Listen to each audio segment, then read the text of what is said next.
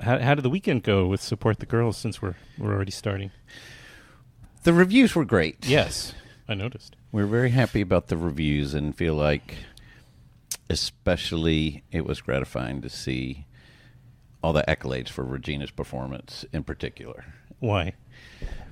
I mean, obviously, there's reasons why I can guess, but it's just always very gratifying to be able to make a film that brings a whole new perspective to a great actor that people haven't seen before. And having just done it with Regina, having done it with Brett Haley on Hearts Beat Loud with Nick Offerman, and Brett again with like Sam Elliott in The Hero, to have just a small role in such great actors' careers and showing a new perspective and having a new set of accolades go their way and being a part of that feels great. Yeah. What about? I'm sure you've had conversations with Regina. What are those like in terms of what you're describing? Because I said this, I think, to Andrew the other day, that he said she's out there really supporting the film very actively, and he was very gratified by that. And so she's obviously proud of it, and is my assumption, and that she's believes in it. And so I just thought, well, is this also a different kind of role for her? I didn't know. I've seen a number of her films. I haven't seen everything, so I don't know if she gets common dramatic things like this along these lines. Not anything along these lines. I think like the closest thing that to working with someone like Andrew would have been like Jim Strauss, and I think it was a much smaller role in his film that went to Sundance. Oh, I don't remember. I want to call it People, Places, Things, but that may or may not be correct. But she's just so modest and a worker. She doesn't even talk about it. She's just out there plugging the film and got a smile on her face and proud to have made it and proud of all the other girls in it. She's just a dream to work with, and just none of it goes to her head. And she's just been really happy to be a bigger part of the picture, I think. And that's how she sees it. Right. It's a role that there's comedy in it. It's not like slapstick, but she has comedy in it. She has drama. I mean, she's like clearly the character that's leading the film, the driving force of the film. So it's I could see that it must have been a pleasing experience, a pleasurable experience. And furthermore, I think her performance is nuanced as Andrew's writing. And I think that's been so exciting to see people recognize her performance within Andrew's voice and how seamlessly they combine together. And almost in a way, I'm glad that I'm thrilled that we're sitting together, because I wanted to talk to you about your work for a while, but I'm glad that I'm putting this conversation up later this week, because as we're sitting here now, the movie is also available on demand. That's right. Which this past Friday when it started, Andrew, it was not. It's because of good reviews and word of mouth. It's going wider, the film, so it's also very available theatrically. And it is a movie, as we saw in the QA, where people really have a very different feelings and thoughts about the film. A great conversation after the films at the Q&A this past weekend, anyway. But as it goes a little wider, I don't know if Andrew's going to be making more appearances. Well, it's going to get smaller towns and cities. It might be a little harder. I mean, I think our theatrical, we're going to be from 32 screens on to somewhere like 22 screens. But today, we're day and date. You can find us on iTunes. You can find us on your pay-per-view, on cable, and everywhere that sells fine films via digital outlets. And it's for rental now, and it'll come up for sale a little bit later. Yeah, and if you ask nicely, I'm sure Andrew will come to your home and do a Q&A with you. Well, you talk about sort of the conversation piece. One time, Andrew, I think we were showing mutual appreciation, and it was a Q&A, and he said something that really stuck with me, that he always likes the real story of the film to be somewhere between the screen and the audience members, and that how they interpret it is somewhere in the middle, and it can be different. And I think he really relishes in that conversation aspects of it, and not giving people clear signals on what this means, or where you're exactly supposed to be happy, or where you're exactly supposed to be sad. Yes. Yeah, he does talk about that, and he's very obviously it really matters to him telling you that and indicating, but let them arrive, let the audience arrive. That's right. Wherever they arrive, they're not all going to arrive at the same place. And when the filmmaker actively decides to step out of directing, being an emotional traffic cop, Right. and including all those things that a lot of filmmakers do, especially in the bigger budget. I see it certainly regularly in the big. You're going to have a very nice array of opinions, which is refreshing. Well, I think one of the telltale signs of Andrew's technique on getting there, besides his great writing, is his lack of score. And I think we've only put score in one film. And to me, score is always one of those techniques that you can put in a film that you can really guide the emotions of the audience there. And so intentionally, we've very rarely only done it in results. And I think that's the tale that he's really for, like in Support the Girls. I mean, we went out to look for bro country music and music they would play in our restaurant in a suburb outside of Houston, for example. Right. And, that's just to make sure that people feel they were in that world, but not to tell them how to feel in that world. Sure. And it's incidental. What do they call diegetic music? Is that what it's called? Well, where the music is would be playing, and everybody in the characters hear it because it's actually playing on their stereo. That's right. Or it's a live band or that kind of thing. You brought up a mutual appreciation, right? Was that his second feature? That was his second feature. After Funny Haha? That's right. Yeah. So that you met him after Funny. How did you guys meet? That's a faster question.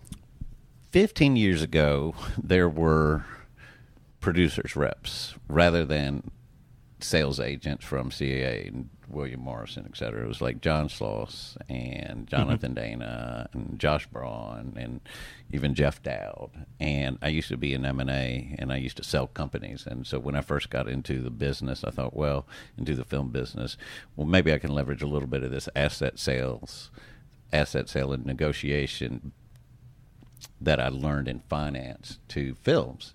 And I would comb Variety for reviews of films that sounded good, and then contact the filmmakers and ask them if I could see a copy of it.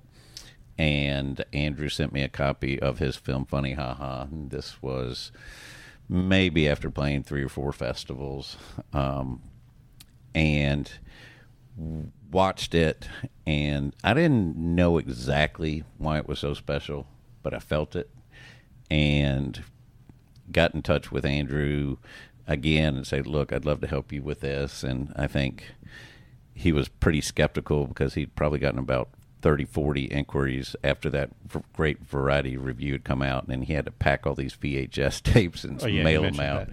One by one, assuming nobody would watch it. And that's exactly right. And I was the only person who called him back.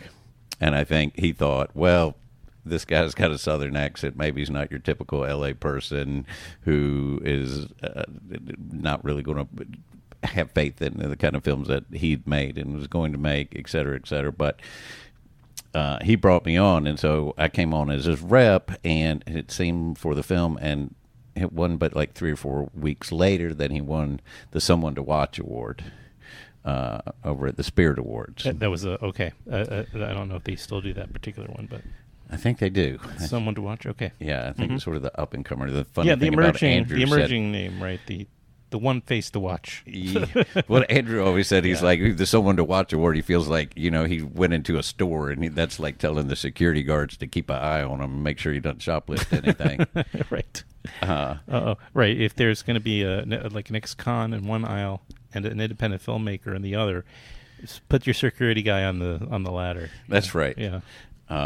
And from that point, a Sundance Channel offer for the TV rights for the film came about pretty quickly. And where was this in the timeline now? You had already gotten back to him. I'd gotten back to him. I had officially come on. He'd won the Spirit Award for Someone to Watch, and then the Sundance Channel precipitated probably that award. That's right. And the healthy reviews was enough to kind of get him onto Sundance. That's right. To and TV. Back then, the Sundance Channel was really playing GT, like Sundance-y kind of films and like really Yeah, I remember independent that. kind of films. Right, yeah. And so we had this deal on TV, and it was a little bit of money, and we had almost like a benefactor to this day who's just been one of the main reasons Andrew's had the career that he has, a guy called Gary Stewart in L.A., who said, look, I want to give you a little extra money. Let's put this in theaters. And with that, decided, well, let's figure this out. Let's put this in theaters.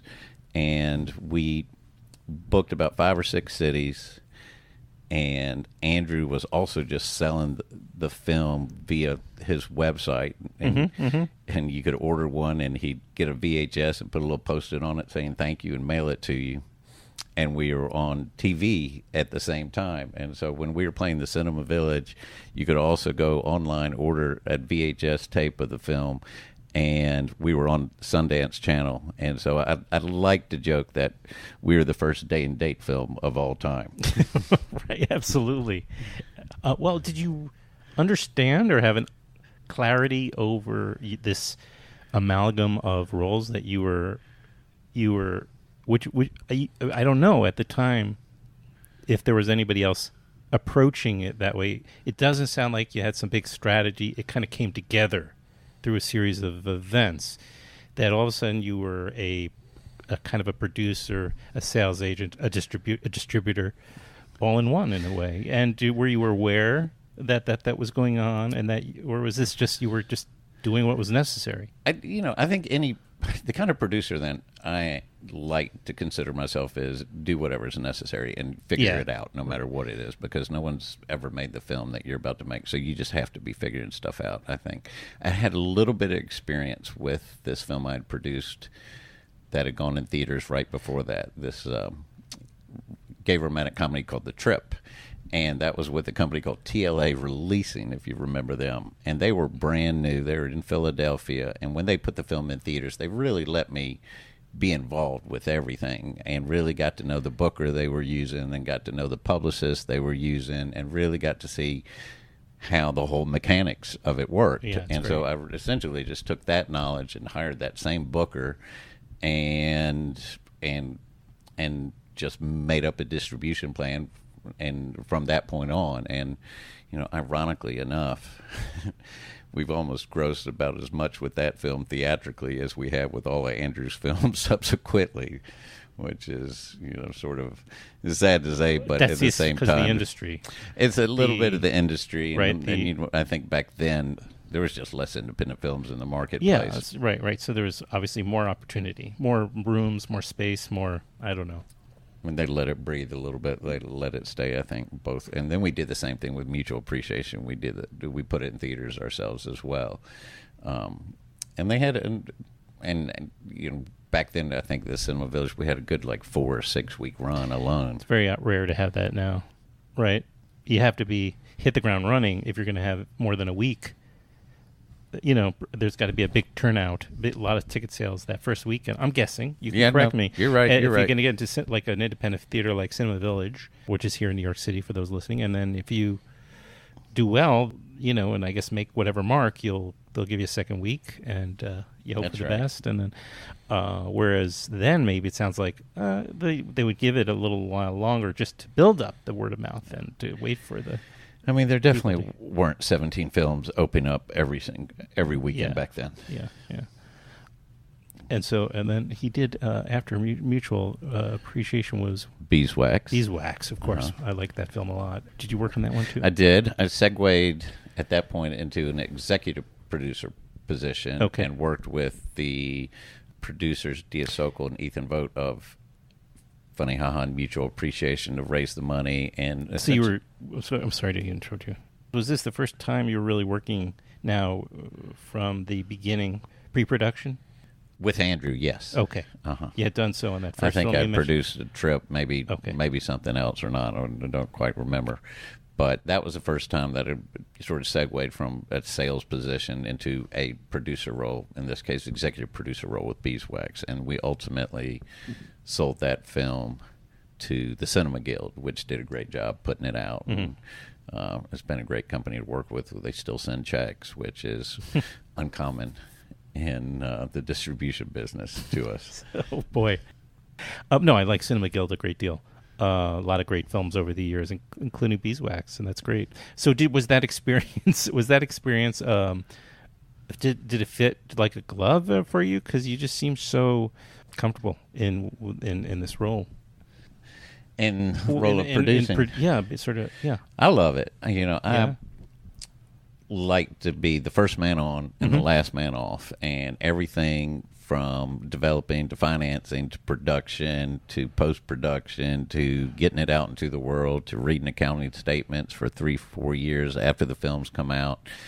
I take just sort of pride in it and love really knowing that there's nothing that's happening in a film that I haven't touched somewhere. And you really get to use the left side of your brain and the right side of your brain, and you really get to know so many people and operate with the actors to the grips, and to me that's immensely satisfying, and that's why I love producing. Is it I guess I'm sure there's some exceptions, but is it basically your requirement that that's the role you want on a film? No, not necessarily. There was the Regan Show, which I also executive produced. Documentary. Which was a documentary. Sierra Pettengill and Pacho Velez both directed that film. And I really had more of a financing, marketing, legal structure role than the creative editing role in that, per se. And that's fine. I enjoy that part as well, but ultimately, I really like to be in the nuts and bolts of making these films and getting them out in the world. But I think even the way that I produce, whether it's Brett Haley or Andrew Bujalski, that I adopt my role to what I think the directors need from me the most. And so in the case of the Regan Show, they were very capable directors and capable producers, and really relegated myself to where I thought they needed the most help, which is really on the more of the financing and the tax side. Yeah, right. I see. And the sales side. Yeah. When you get an opportunity like you mentioned with Brett Haley's film, we made Hearts Beat Loud and The Hero together with Nick Offerman. Uh-huh. He did. That's right. He did The Hero. Yeah, that's right. With Sam Elliott. With Sam Elliott, I remember.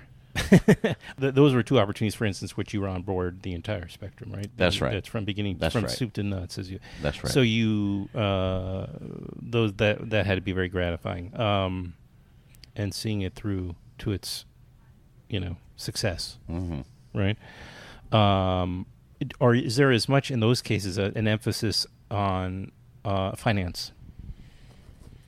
It's always the emphasis on finance to begin with, because if you don't have that, you got nothing else to worry about. But you're doing it? You're working out those details? Yeah, okay. Definitely work with Brett and Andrew to make sure that we're assembling a package that we can take to financiers. And normally what I've been doing is, we'll package these films with actors ourselves before we really even start talking to financiers. And just either Andrew and myself or Brett and myself will really just go straight to the agents and get a core principal cast together, or part of the principal cast together, and then you take it to financiers.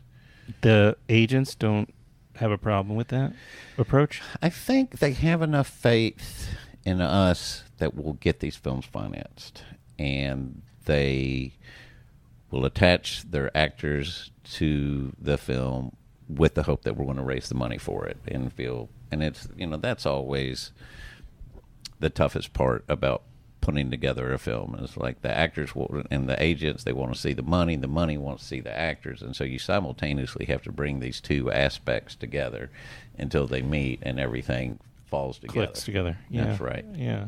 It's I see this as a kind of the very crucial. There's a number, I'm sure, of crucial moments in the entire process. This being probably a big and important early one. I mean, the most crucial decision is that process is who's writing and directing it.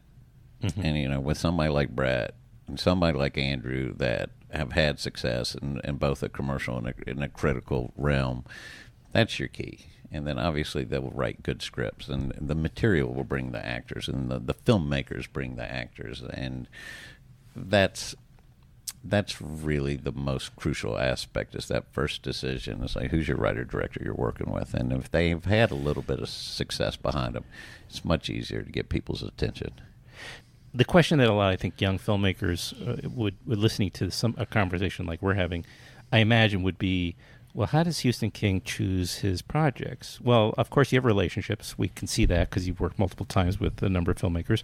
But also, you just have to look at the films. And, it makes a lot of sense. You're taking films with real characters and narratives about relationships, about connecting with other human beings in a more authentic way. I mean, that's what these stories are talking about. I imagine when you go to an agent that represents Sam Elliott or Nick Offerman or Regina Hall, that they're all must be, this is what they're looking for, these types of projects, right? Most actors are looking for those types of films, right? They're not all looking for just paydays. I mean, I don't know. Absolutely. It was a long-winded way of getting to a lot of these actors have had a lot of great success financially and want to do something different with their careers. And I think, back to what I was saying, is like, I feel like we've given Nick Offerman, we've given Sam Elliott, and we've given Regina Hall a new, completely different way to shine. And that really expands, I think, the market's interpretation of how good of an actor they are and what they can do. And that's very valuable to them. Yeah. Well, let's say so what those are the last couple of films, right? You had Hearts Beat Loud, right? What was before that? There was, before Hearts Beat Loud, I think the last Regan. film I produced that came out was Lemon with Janixa Bravo. Yeah, right, of course. They did the show. Oh, yeah. They're I mean, all these right? films, except for, unfortunately, I'm sorry, Brett Haley. We'll get him next time, I promise. Well, I appreciate all the support on all of them. It's not intentional. I'll just let you know. I mean, I obviously like pleasing you, but it's just because I'm looking for projects that are interesting and fun and gratifying to watch, and that I like after I see them. Right. And I respond to. Well, thank you. Yeah, in one form or another. In the case of Lemon, I laughed a lot. Yeah. just laughed a lot. It's out there, and just, you really got a very particular perspective and sense of humor, and incredibly stylish, and that's a tremendously unique film, and I'm glad that people have really responded to it. I think the most frustrating thing for me is knowing that I've talked about these films with people, the filmmakers like yourself and I. You mentioned the 15 to 20 films that are coming out a week practically, and that so many great films don't get the attention over the long term that they deserve. Excuse me. Decades later, we still talk about Chinatown. Right. It's of course a brilliant film, on a lot of levels, but it also just was out for so long. It just had the opportunity to really sink into the zeitgeist, and really, which films now barely get the opportunity to do. Well, I think relatively short trajectory. I think a lot of that just has to do is it's much easier to make a film digitally than it necessarily was with film. Per 35 millimeter, that is, and you've seen such a dramatic increase in the number of films being made. Hence, more filmmakers. That's right, and too, more filmmakers. They can do it, yeah. They didn't have like hundreds of film schools back in the 60s and 70s. That's right. And, in addition to that, you have such a, great TV renaissance and such great TV shows out there, and we have an overabundance of content. But, people have been complaining about the film business for 100 years, and that something was always going to change it dramatically. Maybe TV, or adding sound to them. Or VHS was going to undercut it, and I think you just got to roll with the punches of the landscape, and there's always going to be pros and cons out there. But, from the pros side is I feel like there is a decent amount of appetite from a financer's perspective, whether it's private equity or production companies or distributors or streaming services that are looking to make content still.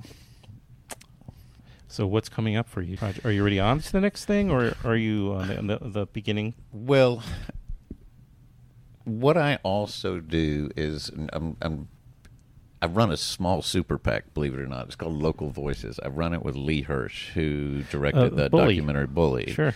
and Amandla, and he and I are also very close and work together. And what we do in the general elections is we've gone into battleground counties and battleground states, and essentially, in their own words, with some of the best documentary directors, filmed white working class folks or folks that are in rural counties and talking about why they were going to vote for Obama or why they were going to vote for Hillary Clinton or why they weren't going to vote for Donald Trump in their own words and make cinematic political ads. And then we air them only in those areas or put them on social media only in those areas so people can see their friends and neighbors and associates talking about why they were voting Democratic, and I think helps relieve a little bit of the stigma in those places of being Democratic. So with Donald Trump, we felt compelled that we need to get involved in the midterms, and so we're getting behind various congressional House races in Michigan because we feel like that's a area that has a number of competitive congressional House races that are in rural areas that suit our model well. It still seems like it's not so high on the profile of the other super PACs that are out there. And that's what we're doing right now. And so we'll be running through that through like mid-November. Yeah, got another 10 weeks until the election. That's right. So that's your priority.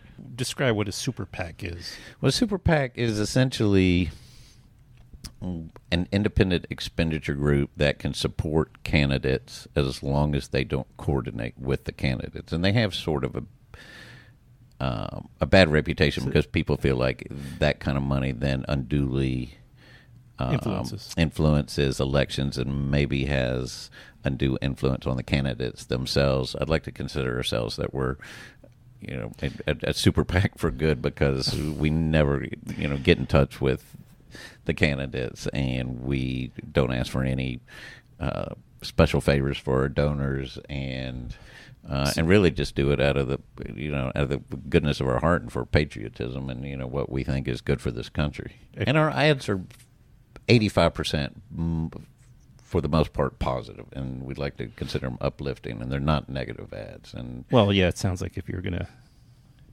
running ads of folks who are talking about why they have arrived at the values they have arrived at. So I'm not sure that there's, that doesn't sound like they're focusing on the other side or the for the most part. But we did see an opportunity to sort of interview Republicans that weren't going to vote for Donald Trump, and with that comes a certain amount of negativity. Well, that's fine with me, and I do think we do need, if not your particular super PAC, we do need to be a bit of a vicious because the Republicans have done that very well and very effectively, and so we can't kind of just be nice, just be nice. I mean, it's but. So it sounds great. I think I did overhear you mention this work before, and thanks for reminding me about it. So let's do that, and we can wait on the next project till the winter. That's no problem. But there's I'm ready to go with Andrew again. I'm ready to go with Brett again. I'm very close also with Lee Hirsch, and we have a project that we're developing together that's a narrative based in South Africa where he and I used to live, and that's where we both met. The other directors that I'm very close to and want to make a film with is the Zellner brothers.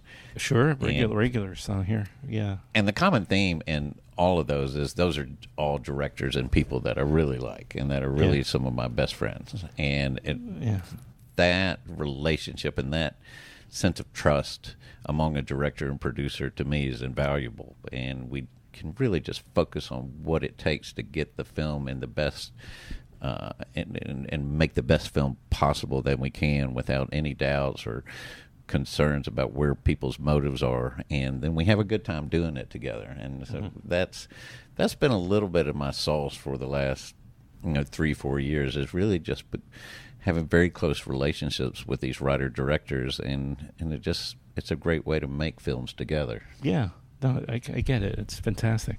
Oh, thanks so much. Well, I want to get you back on with Lee. Yeah, I think that would be great. I never talked to him. I mean, I've met him, but I've never had him. No, he's great. He's really amazing. And it's interesting to work with like Andrew and Lee. And Andrew went to Harvard, and Lee didn't go to college, but they're both two of the smartest people I've met. And I almost say that about all my directors. And it's, as they say, work with people that are smarter with you. Well, in my case, it's not that hard, but luckily, with these guys, they all continue to impress me in new ways all the time.